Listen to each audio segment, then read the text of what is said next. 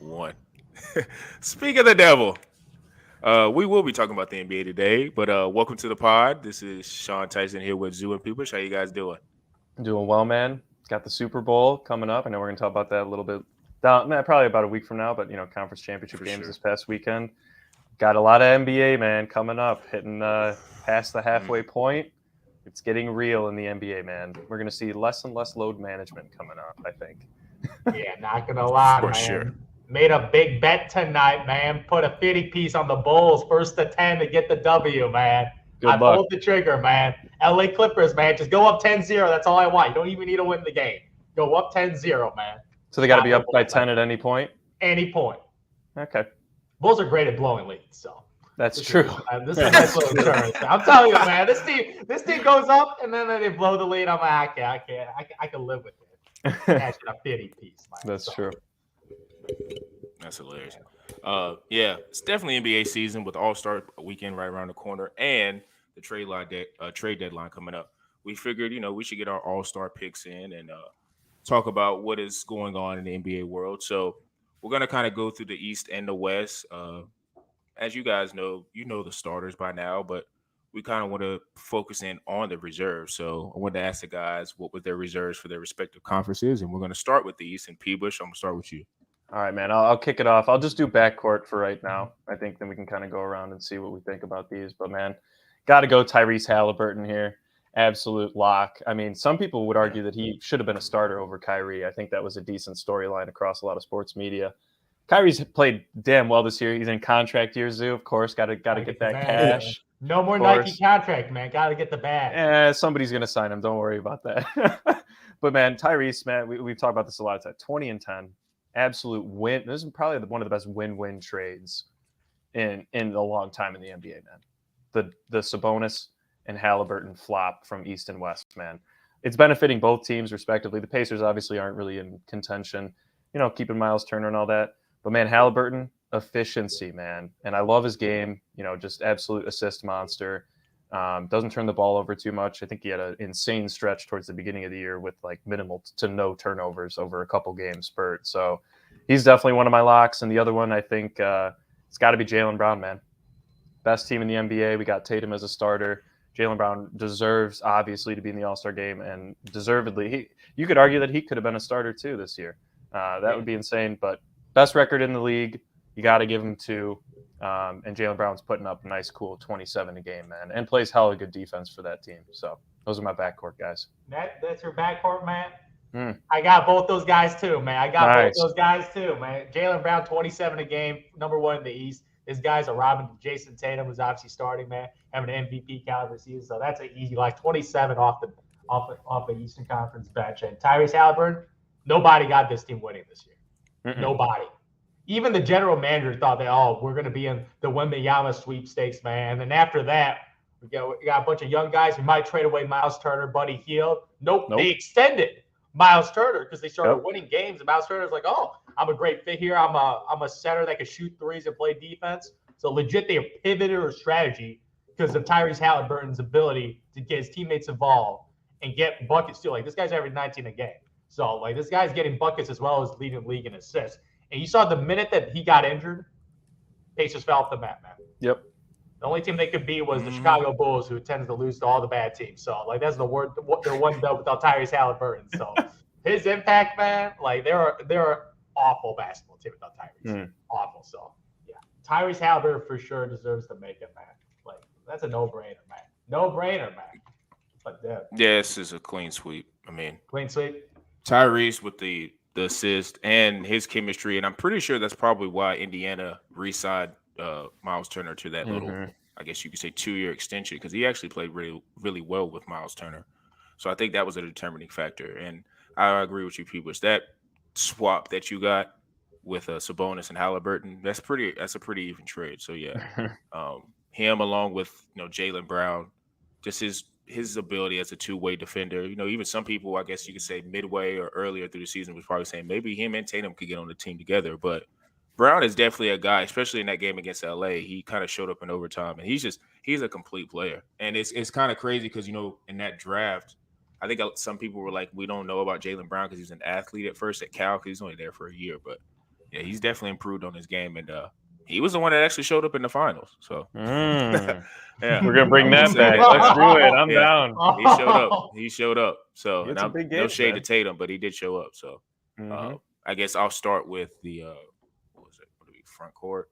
Mhm. So, with the front court, there's a big determining factor with Joel Embiid. I honestly think he should be starting, Over Giannis. and I think it should be over KD. I say KD. I mean, Giannis, I think he's getting to a point where it's like LeBron. He just gets taken like for whatever, like he's just taking advantage of because he's a star that's consistently great. I think Giannis has been a guy who's been in that consistently great category. We don't appreciate him until like the playoffs. Sure. So I think Embiid should have got over Durant, and that's more so maybe because Durant just hadn't Injured. played a bunch. Injured. Yeah, he's been injured. He should have started. I'll just start with that. Yeah, he should. But so for my second front court, I'm going with Julius Randle as my guy, 20 and 10. The Knicks have surprisingly been pretty good. Like everybody kind of thought like they were going to be what? I mean, I don't think Charlotte.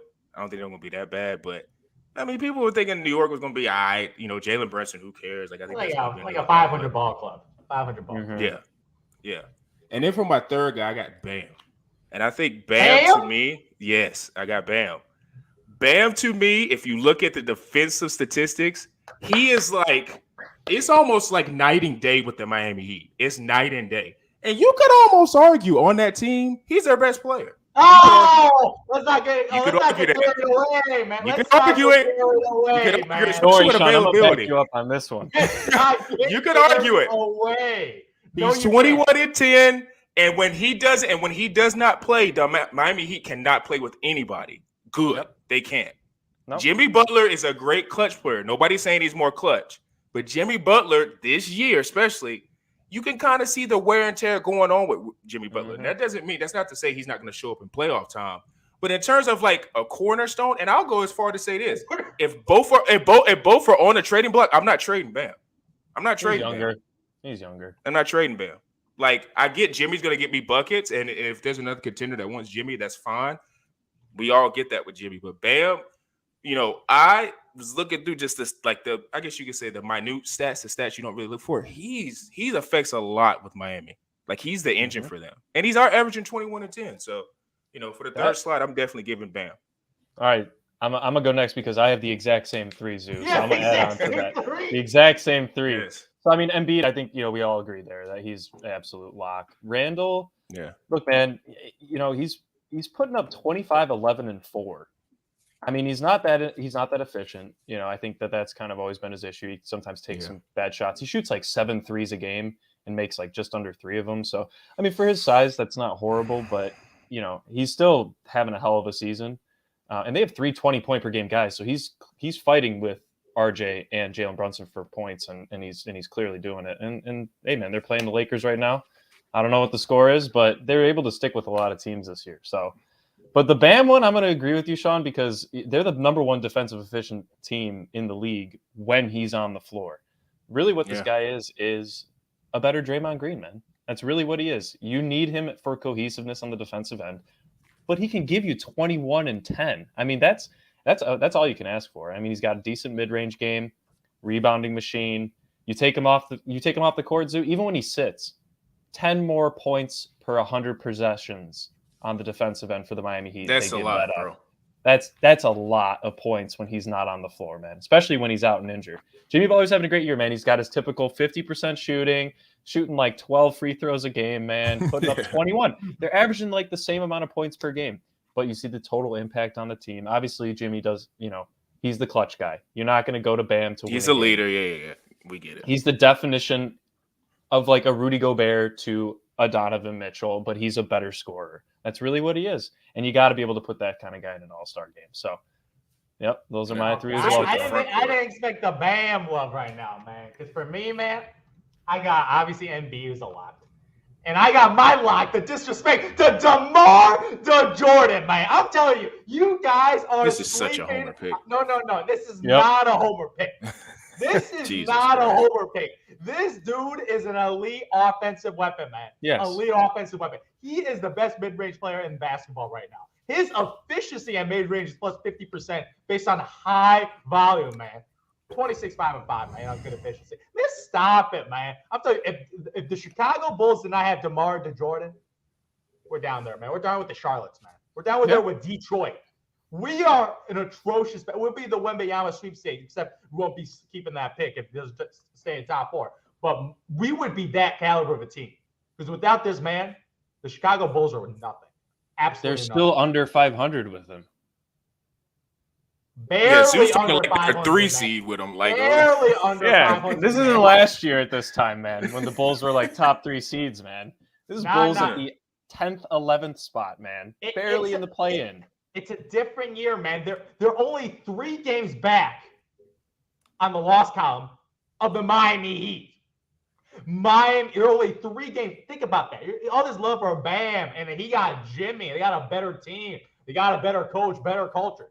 They're only 3 games back on the loss column. Mm-hmm. So keep that in mind. Keep that in mind, because that 10th seed, the 6th seed, the 7th seed, the 8th seed, it's plus or minus like 2 games right now. So it's not that much of a difference in the record line. Like, you might say, 10th seed looking like doo-doo. But within the games, 1 game, they go on a 3-game winning streak, they got the 6th seed. So, like, when have they been on a damn, Zoo, this year, have they won 3 games in a row? Yes, they have. They won 3 games in a row, and then they had this awful loss. I don't want to talk about it, man. That happened last week. But they have. And the main reason is DeMar DeJordan, man. I'm telling you, DeMar, you guys are sleeping on a guy averaging 26, 5 and 5 on 50% shooting. I'll give you a better guy. I mean, you could argue the same thing. I'm just gonna pipe in. Like Julius Randle's having a good year. You cannot have Julius Randle over DeMar. Yes, you can. No, look at this one. He's averaging 25, 11, and 4. What are you talking about? No, that's a hell of a good year. You think Julius Randle is a better basketball player than DeMar DeRozan? I do. Okay, if we're talking like 1-on-1, I'm taking DeMar, of course. Like, I get that. No, I'm he's going to cook Julius Randle. But if you're just bringing up stats, man, he's averaging a double-double and as a big man averaging 4 assists, man. I know he's a little bit less efficient. That's fine, but he's also on a better ball club. You got to give him that credit. The Bulls do not have a bad team. They just don't have a point guard. Zach LaVine is a decent all-star. Vucevic has been an all-star. 3 games in front of the Bulls. You make it seem like they're tears away. No. They are very close in the win-loss column, man. They're the same they beat them every time. Not every time. Bulls, they most of the time. They clutch one out. But you're talking like they're tiers away. They're in the same tier. I would call it the mediocre tier, around 500. Like, that's what they're all at. Well, at this point, though, they're a better team by whatever metric you want to put. Let me ask you. All right, so then I'm gonna go ahead and say, P-Wiz, I knew you was about to go. You want to? No, I was gonna say you got one more though, right? You got one more. Yeah, I'm putting in Jimmy Butler. I'm putting Jimmy Butler at the other forward position, man. Jimmy Butler, man, his resume speaks for itself. He just puts up this 22 on efficiency shooting, man. 5 rebounds, 5+ assists. Very, very similar to DeMar DeRozan. So the elite wing player that shows up in the playoffs. Zoo just hates the big men, Sean. Come on, we know that. I don't hate the big men. I appreciate the ability to create your own shot, set up for teammates, and as well as rebound and play defense. So that's what I like. I like versatility, man. I don't like guys that need to rely on someone to set them up. Julius doesn't rely on anybody. He does that little ISO, little black and he averages hole 4 assists for a guy who's 6'9". Down there, better Zebo, man. Oh, Jesus, Julius. He might be. Southpaw Zebo. Oh, Southpaw Zebo. There you go. So, okay, I'll go with, because they have the 2 wild cards. Yeah. I feel like the argument you're making for DeMar DeRozan, you can make it for Pascal Siakam. Yeah, How far back are they from the Chicago Bulls? Like, they're like, what, 1 game, 1 or 2 games? 1 game. And he's got better numbers. And Pascal Siakam's putting up better numbers. Yep. So, I mean, to me, that's a guy that was, I mean, you could say, well, you argue DeMar and Pascal, which I didn't have a debate for him, but I was like, it's my wild card. But I picked Pascal because I think he's having a better year. And I think he's a more complete player on a team that had high expectations. You're taking Pascal Siakam over DeMar DeRozan for 1 season? For 1 season? Yes, I am, dude. I am. Stop, man. I am. Pascal's won a finals. No. He's won a finals. He was one of the better players in that finals with Kawhi. Yeah, he was the second best player. You can't like He was like on Kawhi Leonard's coattails, man. He did a great job. As he was doing more than. Do you not remember? I think it was in Game 6 when they beat the Warriors. He had that clutch drive where he like made that and one over Clay, I think, and he like it was basically where it was like winning time. I think it was in Toronto, maybe. I'm not sure, but he had like that huge drive. I just remember watching that play in the bar. And I remember Pascal Siakam struggling to dribble a basketball, man. That was last year. Yeah. Man, I mean, I don't. Listen, I gotta say, man. You can talk about DeMar, bro, but Pascal has won in clutch moments with the Toronto Raptors. Clutch moments, like, that's a clutch. DeMar Jordan, man. This dude's ISO game in the fourth quarter. He's a league leader again in fourth quarter scoring. DeMar's not clutch, but fourth quarter scoring again. Clutch points. He's been top 10 this year based on total points. What's your other wild card, Sean? This is the one where I struggled the most with. There's a lot. I was between two guys. There's it was between James and Jalen Brunson. And I was thinking to myself, like, James Harden is on a better team. He's basically the number 2 option. He's up there with assists. I think he's double-digit assists now. He's leading the league. 22 and 10. So good numbers. 11. And then you look at Jalen Brunson. He's got, I think Jalen's at 23, maybe 24. 22, he's somewhere around there. Yeah, he's like a point or two better, and he has, I feel like, been more of a positive impact with the Knicks versus James with the 76ers, because James had his year last year and he's kind of coming into his own this year because I think he's in better shape. But I went ahead and went with James because that's who I think is going to get the spot.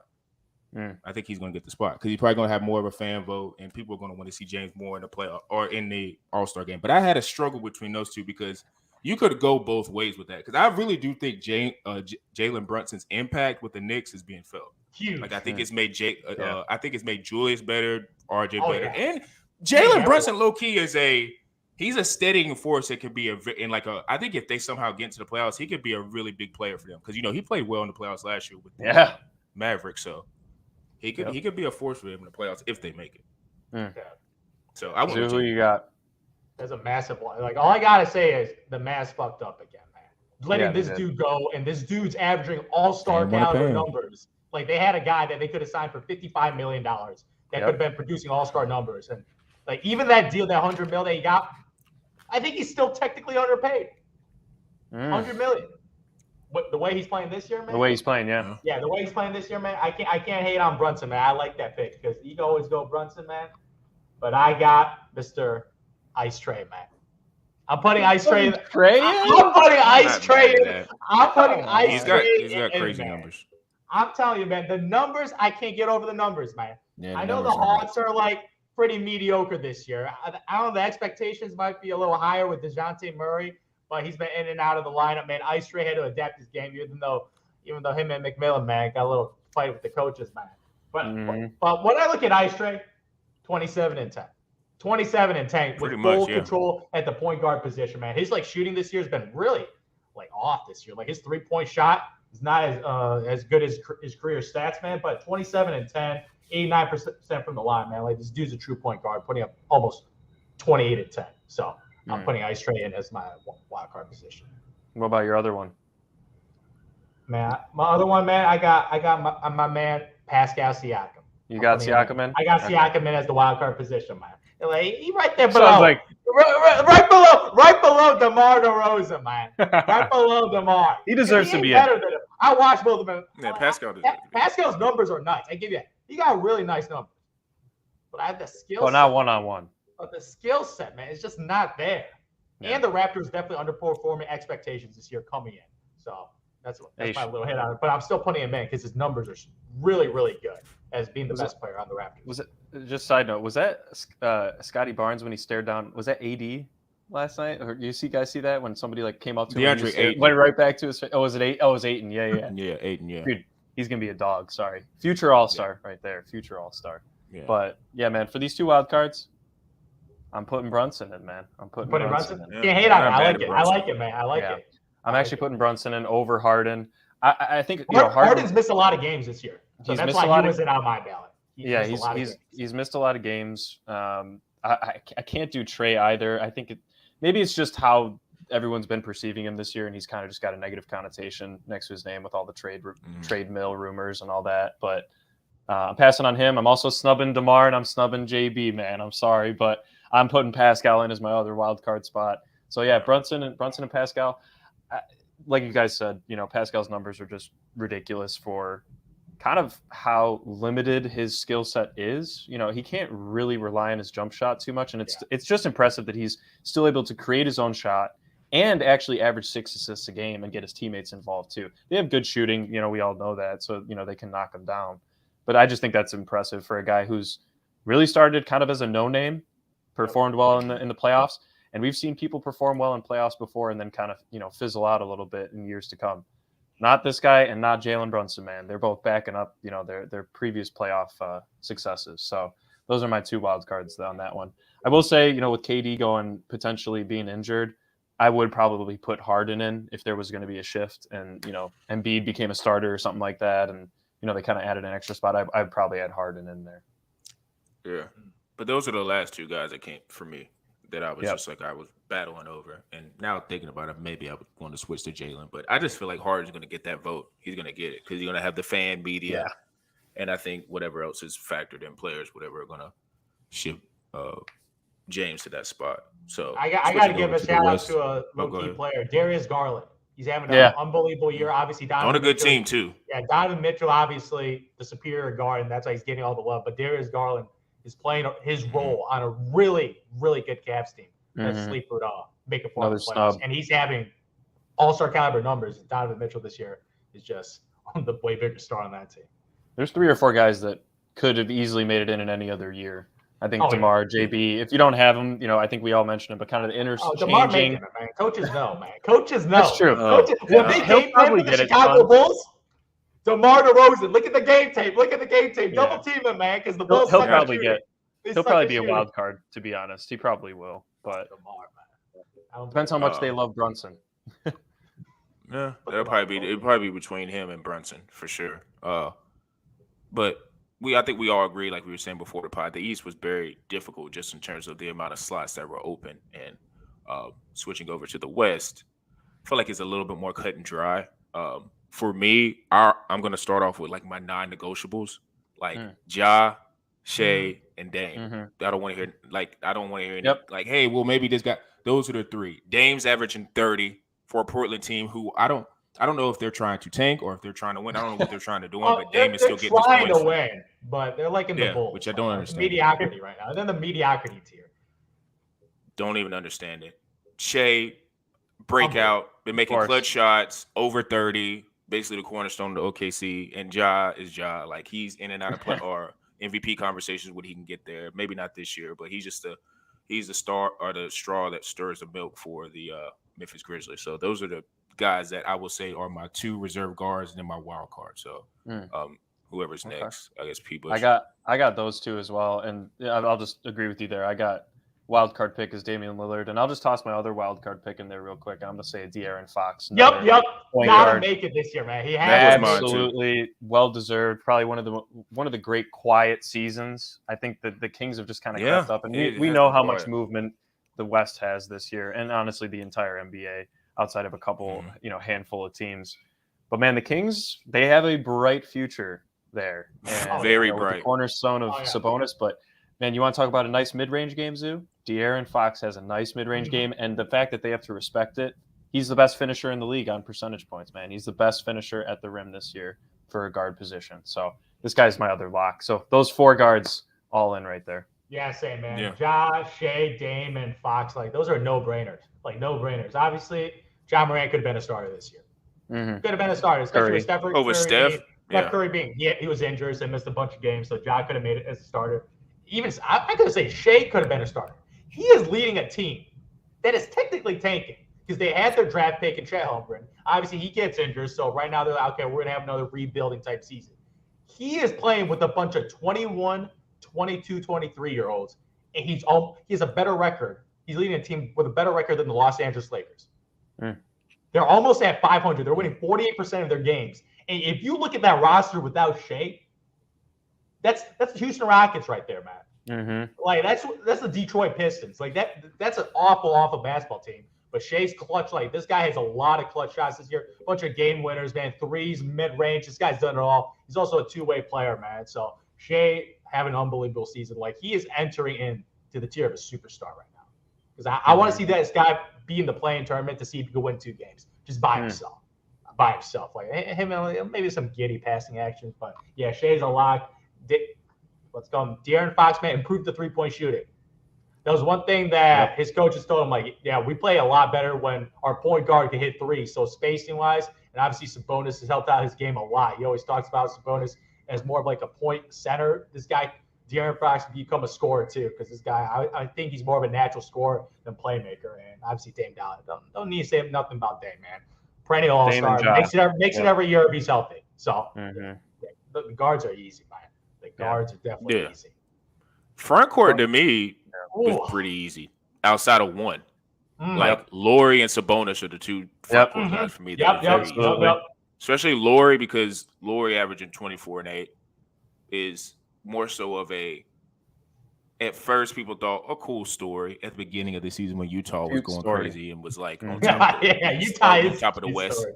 But then you saw Utah kind of fall back to the pack and do whatever they're doing. But you saw Laurie still extend games, and he's played unbelievable. And it just speaks to, I guess you could say, coaching system, whatever that is. And Sabonis being the consummate pro, double-double, he's changed life for the Sacramento Kings. He's made De'Aaron Fox a better player. I feel like he's also – and I'm not saying Indiana was this powerhouse in the East where they won a bunch of games and it was just a pedigree to where if you bring Sabonis over, it's like, oh, we're getting a guy who's a perennial winner. Like, I don't think Sabonis brought that over, but I do think his attitude and how he plays the game really affects the Kings, and it's got them to a point where they're probably going to make it. And I don't want to jinx them, knock on wood, but they're going to make the playoffs, and who knows? Maybe they can still around. So I think Sabonis is a lock. Where I had trouble was with the 3rd front court spot, and it was just more so like, do I want to reward winning or do I want to reward like stats? And I was just like, I don't know which way I wanted to go, so I was like, screw it, I'm just gonna go with Paul George because he's averaging 23 and 6, and the Clippers are in the playoffs for the playoff hunt, like because the playing always muddies it. But I mean, I was looking at other guys like Jaren Jackson, like I can't do 16. I couldn't do that. I couldn't do it. Like he's 16 and 12, like, and he's been injured most of the year. Like, not most of the year, but the beginning of the year, it's just like, it's not really. That's not enticing to me. And I want to reward a guy who is getting buckets. And you could say he's been the guy for the Clippers because Kawhi's been in and out the lineup, so he's had to carry a little bit of the load, even though the Clippers do have a deep team. But whatever. So I went with Paul George in the 3rd spot. Can't hate on that. I think for me, it was just the Clippers' inconsistency. I think that drew me away from picking Paul. And you can't really put that all on him. You could put more of it on Kawhi, but then we've seen Kawhi come back and he's balling at, and we talked about this a couple weeks back. He's been balling at the level that they need him to be at. And, maybe that's why a team, they're a team that could be making a move at the deadline to kind of move some of their mid-level salaried players.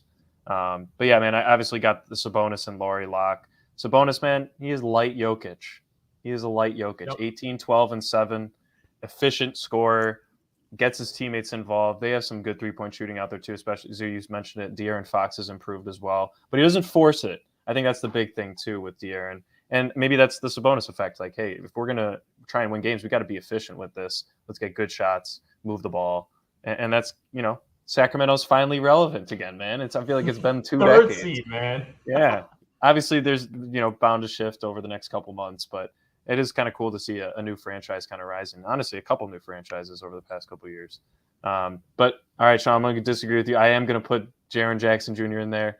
I think it's kind of a bit like the Celtics or the 76ers putting 2 guys in, kind of rewarding the winning.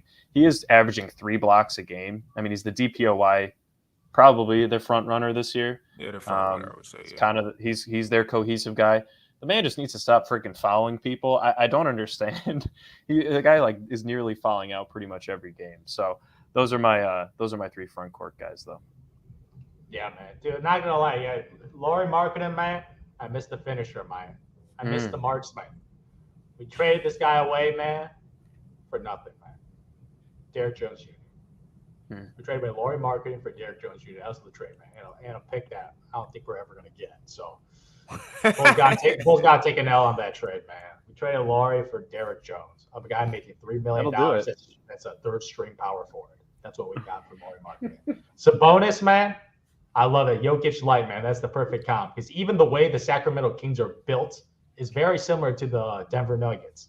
You got the big man averaging 7 assists a game. He leads the team in assists. Like De'Aaron Fox doesn't lead the team in assists. Like De'Aaron Fox is like the secondary ball handler scorer. He's like the Jamal Murray on the team, man. And then they're just surrounded with a bunch of shooters, Malik Monk, Kevin Huerter, man, a bunch of snipers everywhere, and the rookie Keegan Murray. Like is their quarter type, like the big guy that shoots threes. Like it's like a very similar build as the Denver Nuggets. And they're right there in the top 3 in the West, right there. The Denver Nuggets and the Sacramento Kings. Got to give Mike Brown a lot of credit of allowing these guys to play their roles because not a lot. Mike Brown. He's showing some coaching chops right now. Yeah, this team is definitely out. It's almost like he didn't coach LeBron. I don't know. Yeah, he is outperforming expectations, man. Like the Sacramento Kings coming in the season was like 34, 35 wins. That was the expectations. And they're on pace to win 50 games, 45 to 50. So shout out to the Sacramento Kings. They deserve 2 All-Stars. The Bean team, man. They deserve 2 All-Stars, man. But this last pick, man, like I hate this forward thing. Because I see a lot of guys in the West I want to put in. But they just play the guard position, man.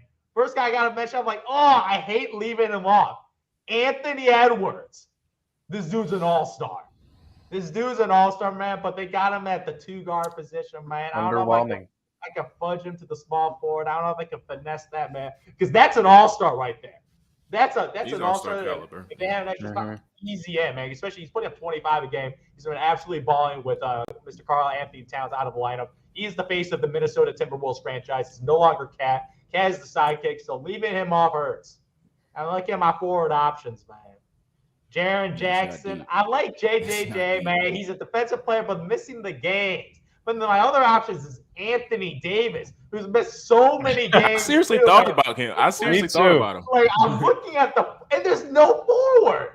Like Sean, I know you mentioned Paul George. Like I don't know if they classify him as a swing man because he's listed off as a 2 guard. So I don't know if you can fudge him as a small forward because Kawhi plays the forward position. So I'm looking at the forward options, man. I'm like, it is abysmal. It is absolutely abysmal in the West.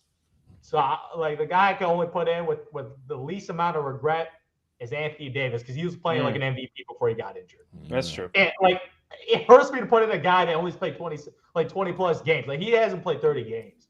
But I'm looking at the depth at the forward position, like, out West. It's, like, not many dudes. Like, even, like, Zion missed a bunch of games. Like AD's, like, in the same tier. Like, he's a perennial all-star. But number of games these guys are missing, like Kawhi Leonard obviously easily would have made it, but the dude just never plays. So that last position, I'm like, man, I'm not happy about. That's ugly. I'm not happy about the pick, man. Like I really hate I have to put Anthony Edwards out because that dude's an all-star. It's just guard heavy. It's all guards in the West right now. Yeah, and then you got a lot more 2-3 kind of wing players over in the Eastern Conference, man. That's why it's a lot harder in kind of the opposites for the conferences this year. It wouldn't shock me if Davis got it. If he ends up getting it. I can't think of anyone. LA even because you can feel like JJJ, but he's missed a lot of games too. So it's like the options are not there. Like Christian Wood, stop it. Yeah, just stop. He ain't all-star. DeAndre Ayton. Stop it. Stop it. Dude hates his coach, man. It's tough. Yeah, the West in the forward position is definitely shallow. So I don't know. It's if I had to actually put money on it, which I always said, it probably will be Davis because even though he has 27 games, the fact I saw the first when they opened up the ballot for All-Star voting, like Austin Reeves was up there at I think a 5th or 6th spot. Legend. And that's solely because he played for the Lakers. So it just feels like if you play for the Lakers and you can average if you play for the Lakers right now and average 17 and 12, you would be an All-Star reserve.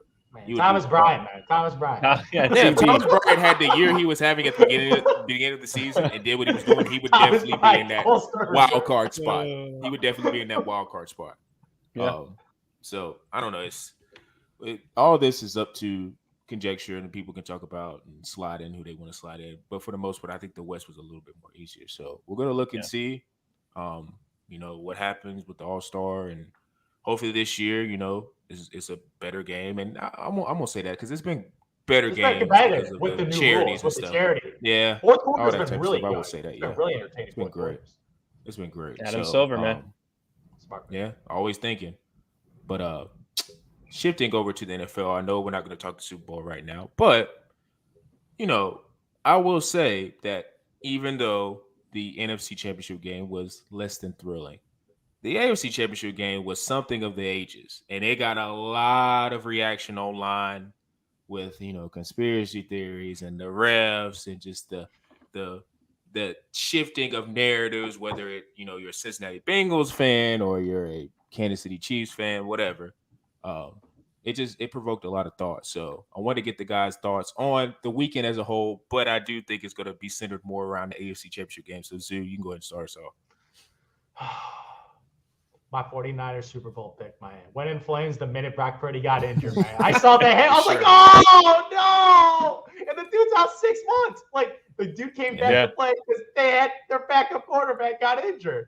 And CMC played QB for a possession. So that was an absolute disaster, man, watching that game because I was hyped about that game. I thought it was a 50-50 game until Brock Purdy got injured. They were down. They couldn't even throw the football. They had to run every single play. And that backup quarterback, man, I'm sorry. Josh Johnson. Feel bad for him. That is one of the worst players I've ever seen in football, man. That's reason why he's fourth string. I cannot get over the drop. Gets the ball in his hand, a little bobble, loses it, to get the ball. Miles Sanders touchdown, man. I'm like, are you kidding me, man? It's like that CMC run gave me a little false hope, man. I was like, oh, CMC, baby. That touchdown run was tough. I was like, okay, it's a game. It's a game. They got a tutty, man. But then that Josh Johnson, man, like the dude, I looked at his NFL career, man. He has like these 5-year gaps in the NFL. Like, he's in the NFL, and he's probably bragging some groceries, and then came back to the NFL. Because that's what he looks like, man. He looks straight off the streets, man. He is terrible. Obviously, he's playing against the Eagles defense that is elite. Yeah. But that dude sucks at football. He is so bad. I looked at this contract. I'm surprised the brother got paid over $1 million, man. I am shocked that dude got paid over $1 million. I wouldn't pay that guy a penny, man. That dude was so trash, man. I'll take an old Steve Young from the stands over Josh Johnson, man, because at least he catch a damn football. Right. Man, I'm sorry, man. Dude, when you see that dude, that guy didn't do anything, man. That dude was so bad. You got to take it. QBR was 14, man. Atrocious. Did you expect anything different, dude? Did you think no, he's a fourth-string quarterback. Patrick Mahomes? He doesn't look like a fourth string. He looks like a non-quarterback. He looks like a wide receiver playing quarterback. That's what it looks like. First of all, the man's been in the league for 15 years, never once took an NFL playoff snap. All right. He's on the road in one of the most hostile environments in the NFL, in bad weather, and having zero to no preparation. I'm sure that he had minimal run-throughs at practice. Brock Purdy's been the man. He's been smooth, hasn't gotten injured. They've been able to keep him clean in the pocket. The Eagles are just the better team, man. You're right, though. Once he went down, that was it. It was over. It was over. So I'm happy you at least hit your boost with the CMC anytime touchdown score. I think we all knew that was going to happen. And it turns out that was the only way they were going to score all day. So, look, I think we finally saw that weapons alone can only take your team so far. You do need competency at the quarterback position. And I think this once again proves, is Brock Purdy going to be their starting quarterback next year? We'll have to wait and see on that. It just got interesting, with this injury. But I mean, you're looking, they said 6 months, that puts him right before training camp, man. So he might have, and he's young, he'll come back healthier. So, and recover faster. So I am interested to see that. But man, once again, just quickly on the Eagles, the rushing attack, man, it works. They put up another 150 piece on them. Bunch of rushing touchdowns. Everybody but Gainwell. Oh, their O-line's ridiculous. That O-line's insane. Yeah. Miles Sanders doesn't get touched on some of those runs. I'm like, exactly. What the hell? It's so good. And you got to applaud that. And then you look at the other side and you look at an offensive line in Cincinnati that imploded after a beautiful week against the Bills. They give up 5 sacks. They cannot run the ball for shit. Mixon had 8 for 19, 8 carries for 19 yards. One of the top 15 running back in the league, if not higher. Obviously, everybody thinks about his 50-piece fantasy week this year. 19 yards? I mean, look, we all know, the Fletcher Coxes of the world and all that. Man, their trenches in Philly the trenches in Kansas City impressed me. the thing is, though, man, I don't want to call it out on the refs because Mahomes played a great game. He did play a great game for being injured. But Burrow sucked, man. Burrow had a bad game. He had a bad game, and it was bound to happen. Once again, 2 picks. One of them, I don't know if I think it was it the second one that went off? Deflection one. The deflection. Like yeah, tip. I mean, it's tough, but he trying to force it. I think he was trying to force some throws. Not the greatest completion percentage. Did have a nice dime to T. Higgins down the sideline. That was beautiful. Needed that for my own betting purposes. But yeah, man. And that Jamar Chase throw. On fourth down, that was a huge. Yeah, that was a huge throw. Ballsy. Very ballsy. Yeah, that was a ballsy throw. Impressive. Hell of a catch. More on the catch. Gutsy call by Burrow to make that throw. But yeah, man, it was impressive. The Bengals had their chances, man, and I think that's the issue. They probably should have won that game. I mean, you're allowing MVS to be the guy that beats you. I know Kelsey had a nice game 100. Too. 6 for 120 and a touchdown. I mean, Eli Apple, I'm sorry, you're back to being toast, dude. You're back to being toast. Just reclaim that. He needs to go to Twitter and change his handle, man. For real. Because that was the Valdez-Scantling was, you could argue, the MVP of that game. Just because even through watching the game, I saw him make some like the big catch he made in the end zone that like was threaded by a needle by Patrick Mahomes, and he was like, okay, MVS is having a great game. But then you look at the totals, like, wait, 6 catches for 115, 120 yards. Wait, what? Aaron Rodgers? Like nobody he's had crying that. At home right now. Like nobody had that. Like nobody even had Valdez-Scantling being an impact player in that game. So for me, I will agree with Cincinnati and their O-line. It makes you feel like, is Buffalo's D-line like overrated? Weird. Like, because not only was they running the ball all over Buffalo, like it was in inclement weather, so it wasn't even like the greatest of terms for them to be having a great offensive day. And Cincinnati's offense is like night and day and better weather. So yeah, for me, I like this game more so because of just the legend of Patrick Mahomes growing. Like high ankle. High ankle is not a sprained ankle. It's an ankle injury that it does not get better with playing. Like you can shoot it up and do whatever, but that's the type of injury. Even if you do shoot it up, you're limited just in terms of mobility side to side. And you could tell even on some of the plays where Cincinnati he couldn't get through creases. He couldn't do it. So it almost felt like maybe he was just saving it for that last first down effort that he did, and that was all he needed. But to me, it just signified that Mahomes, he heard the chatter with the whole Burrow stuff. And I do understand that Burrow is the guy that's coming in, but it's just like, this is what we do as a community in an NFL, NBA. If you're an NHL fan, MLB, we always like to go to the new guy. And Patrick was like, wait a minute. I've won a freaking Super Bowl. I'm still new. That's what he's thinking. I'm kind of still new. Yeah. Like, I got the big contract first. Like, I'm the guy in the AFC. What are we talking? Like, so wait, Burrow gets to go to a Super Bowl and lose, and now he's just compared to Tom Brady? Like, relax. Like, and I guess you could say Joe Burrow's probably got more of a cool factor than Patrick Mahomes, but Patrick is just sitting there like, no, dog. Like, I'm here. Let me do this. Yeah, let me do this on a freaking high ankle and be the guy. So, I think Patrick, he took it personally. Obviously, Travis Kelce took it personally because he took the shots at the mayor afterwards. I almost thought he was going to like cuss on live. I was just waiting for him to like cuss on live TV. I just was waiting for it. Yeah, I felt like he was wanting to say something else more than jabroni. I think he called himself, and, shout out to him for doing that. But I think he would say something more than that.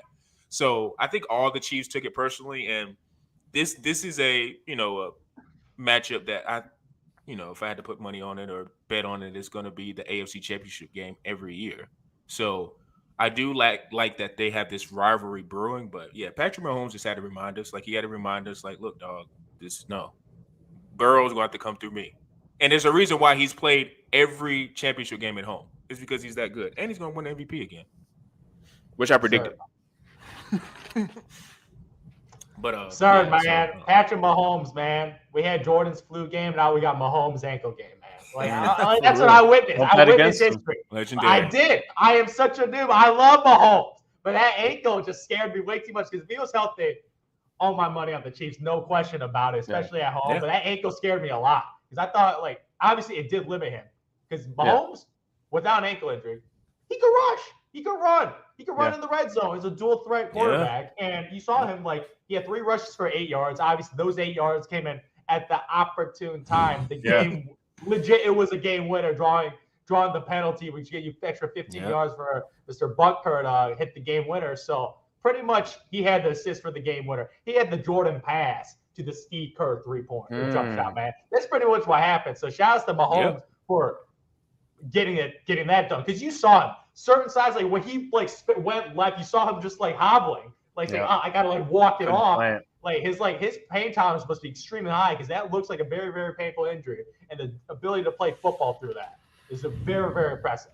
But I gotta shout out the offensive line. That offensive line played their ass off. Mahomes did not get touched. Like, they knew that their quarterback back there could not move, and they played their ass off because in that first half, I just seen him get touched once. Only one sack. I'm like, that offensive line, man. Mad props to the O-line for getting it done because they had to chuck the football because that rushing attack wasn't getting anything done. No. Zay Pacheco, man, he had one nice little run, man, but 10 rushes for 26 yards. Like, man, ain't going to get it done. Like, that's all that happened. 26 rushing yards from Pacheco. Obviously, the weapons, too, man. They had to rely on the passing attack. Juju Smith-Schuster gets injured. Kadarius Toney gets injured. Like, they're relying on guys like Mecole Hardman gets injured. They got to rely on guys like Marcus Kemp, Sky Moore. Like, who are these dudes? Like, obviously, had Travis Kelce be an absolute stud, and MVS had one of those blowout games. Like, he's a boomer bust type guy in fantasy. So he obviously had a boom type game. But some of these receivers, these no-name guys he was throwing to, I was like, who the heck is he throwing it to? Like, these guys couldn't get open. There's no Tyreek Hill to bail you out right now. And if you double team Travis Kelce, like, they're obviously a little limited. But, man. You know what the NFL wants? My goodness, man. They want that rivalry, man, for 10 years to come. Burrow, they're making the new Peyton and Brady, man. No. That's what they're doing. I'm not saying that it was a scripted thing. That's not at all what I'm trying to say. But the NFL is licking their chops. So like, okay, now they're 1-1 against each other in championship games. I know we're going to talk about the Super Bowl. I don't see the Chiefs winning that game against Philly, if I'm being completely honest. So if they both come back. Early take. Super Bowl early take. Super Bowl early take. Subject to change. Yeah, we'll see how the injuries go with the wide receiving. I got to highlight this. The Kansas City Chiefs are paying Mahomes that money right now. Like, they're working with the cap restrictions right now, right? So Joey B hasn't gotten paid yet. So right now they have the cap flexibility to sign all the O linemen, D linemen to surround your assets around Joey B. But the minute Joey B gets that extension, that cap flexibility is going to be gone. T. Higgins to the Bears. It'll be a lot harder. You might like if someone throws big money at T. Higgs, he might leave like a Tyreek Hill situation. Like, it's going to be a lot harder because like the Bengals. This was a golden opportunity these past 2 years to win a Super Bowl with your quarterback on a cheap contract and their rookie year deal. That's that window that's very, very rare, and I feel like they've blown the opportunity, man, to get it done because this Chiefs team, man, Mahomes was injured, man. Travis Kelce came into the game injured, messed up his back like during the practice, but that dude looked like fine. That dude looked like a beast, man, off a back injury. Like, man, when that dude got that tutty, man, I'm like, yo, Travis Kelce, all-time tight end. Like, that's the greatest pass-catching tight end of all time, man. That's the greatest pass-catching tight end. Like, he's only second receiving yards to Mr. Jerry Rice as pass-catching. So, shout out to Travis Kelce, man. And I mean, my bad for doubting Mahomes, even on a bum ankle, man. Even on a bum ankle, I can't bet against Mahomes, man. That's just, I can't bet against my man. Can't believe I did it, man. Silliness. Yeah, that's why I was surprised last week. Y'all were just like, me too. Like, the ankle, man. The ankle scared me, man. The ankle scared me. Yeah, I guess because in the Jacksonville game after he injured it, like he didn't look as bad as I thought he was going to look when they said it was a high ankle. So then I was thinking like he's going to get at least a decent enough rest, and he'll be able to get it to where he won't be mobile, but he'll be able to play well. So that's why I wasn't doubting. And plus, too, I just maybe it's the football guys. I just did not think, okay, so Burrow's just going to dominate Mahomes. No, that's not how that works. It's like, come on, no. That's like there's certain quarterbacks you could be like, okay, or certain teams like, yeah, they're going to dominate them. They're going to dominate the series. But no, I just did not want to believe it. And when I watched Mahomes through the first maybe 2 or 3 series, I was like, yeah, this is Mahomes' game. And to be honest, they probably could have went up more if he didn't have that crazy fumble. That was so weird. That was when he put himself in the most danger, for sure, by far. Like that was one of the 2 sacks I think that the O-line gave up, and that was Mahomes' fault. That man, the Bengals just didn't take advantage, man. They did. They got a lot of gifting. To Zoo's point, like you say, Burrow's got all the weapons. He's got. Listen, like I know Mixon had. I wouldn't even say okay game. He had a bad game, but he's perennial top 15. Yeah. T. Higgins is a receiver 1. Jamar Chase, receiver 1. Ooh, I know Zoo doesn't like Hayden Hurst, but he's a good receiving option. Like Hayden Hurst is a good receiving option, even though he had a little bobble in the end zone, but he's a good receiving option for the amount of money they're paying him. Like, we're going to see Burrow, because that's also, like, you got to understand, when he played LSU, like, stacked. He's always had Justin Jefferson, all these guys. So it's going to be interesting when he gets the big contract, these guys start getting stripped away, because that's the thing for Mahomes why I'm giving him so much more credit. Valdez Scantling? Like, Yeah. Travis Kelce, even though we said he was okay, he had back spasms. He Who takes- was his running back? Like, come on. Like, that's A why it's like we got six-rounder. disrespectful. I just feel like we got disrespectful Eli to Mahomes, Apple. dog, because Burrow, like, yeah, Eli Apple. Listen, this is another thing with Eli. I think he's kind of like a troll guy, like, just likes to get into it. Yeah. He's an Pat Bev. average player. Like, he's not these He's Pat elite Bev. lockdown, but he's also like crap. Yeah, he's just kind of a.